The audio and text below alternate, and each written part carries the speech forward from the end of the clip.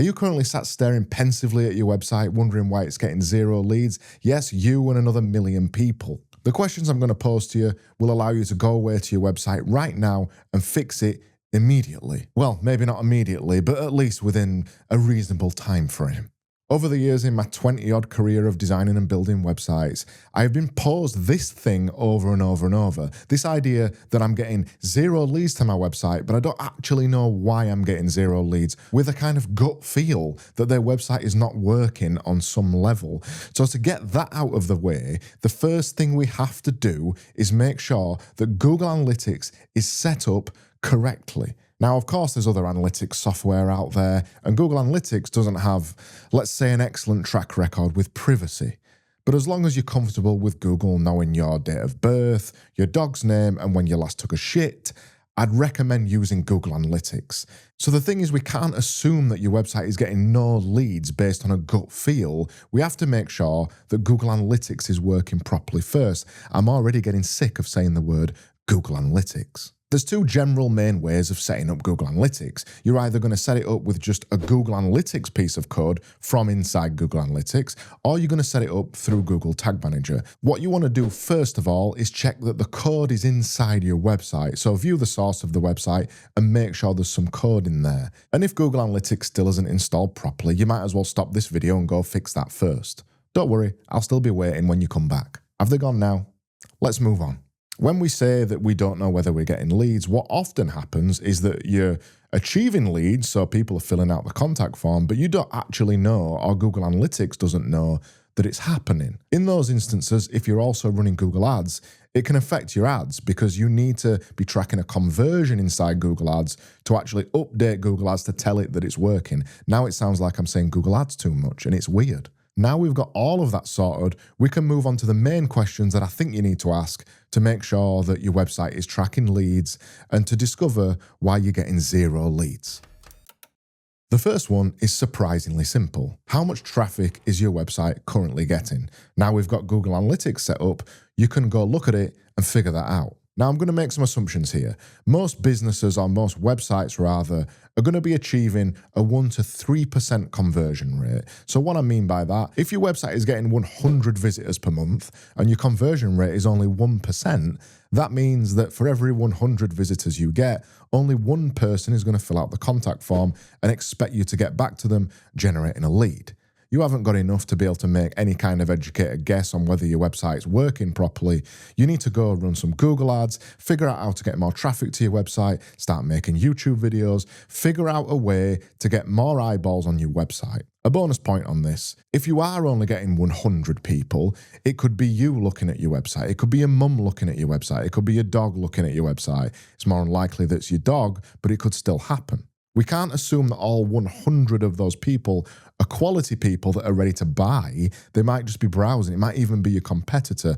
That's why it's important that we need to increase the traffic before we make any assessment on any of this stuff. Stop the video here, go get more traffic by Google Ads or blogging or whatever, and then come back to the video later. I'll still be waiting. Let's move on to the next.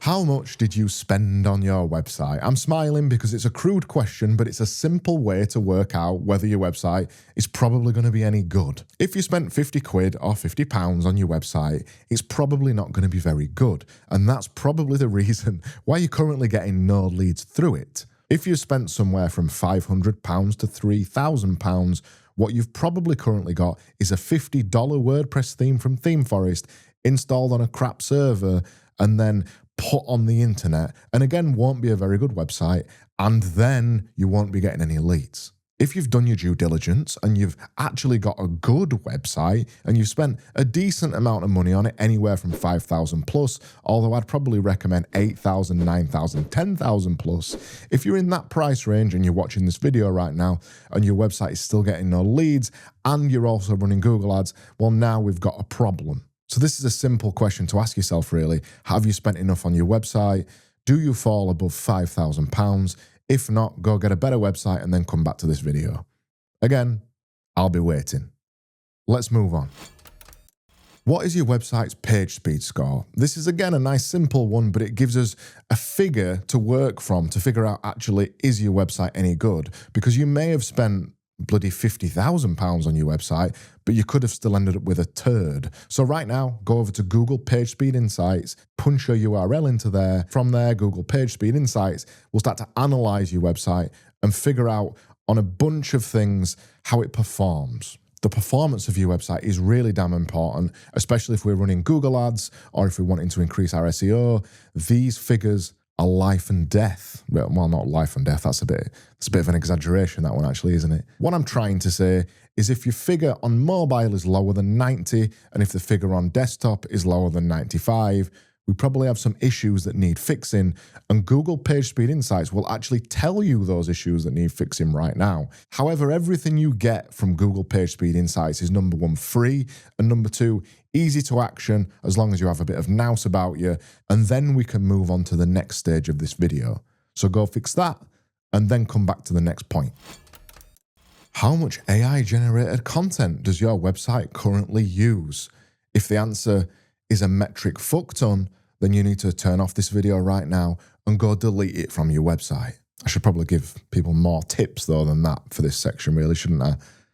Yeah, let's do that. So I want to begin with a story for this section. So over the last couple of years, ChatGPT has become very popular, and people are using ChatGPT more and more to generate website content, i.e. words for people's websites. And one website sticks particularly in my mind. When the website came to me, it only ranked for around 5 to 10 keywords inside Google. The website had been online for a number of years, and most websites at least rank in the tens of keywords in Google rather than just 10 keywords in Google. I began digging around the website and I noticed hundreds of blog articles on it. And then when I dug into those blog articles a little bit more, I started to discover a worrying pattern with them, that they were all very generic, they had lots of M-dashes in them, and many of them finished with, here's the kicker, the dead giveaway that ChatGPT had been used for the vast majority of these articles. Suddenly this situation made sense.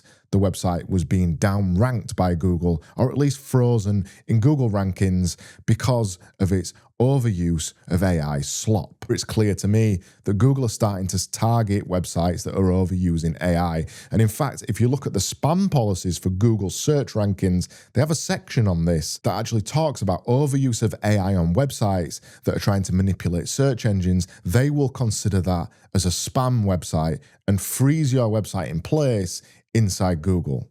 If you're in that situation right now, and I am wagging my finger at you right now, if you're in that situation right now where you've overused AI, ChatGPT, any of that shite on your website, Google will come after you and will notice it eventually. If you have generic content that is clearly AI, why would somebody come to you when it looks like a robot's written your content? Well, they wouldn't, would they? If you've done this, go over to your website now, go delete all the ChatGPT content, then come back to the video.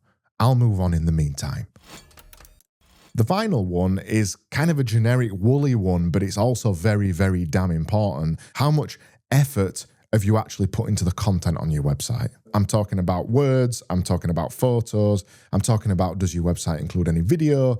Did you take months, weeks using a professional copywriter to write the content beautifully, making sure it had all the correct keywords in, making sure it's going to rank for Google? Or did you just shit out the content in one afternoon in a Word document and send it off to your web developer? If the answer is the latter one, then we have problems. The words that you use, does it have spelling mistakes? Does it make sense? The images that you use, is it of you or is it general stock photography?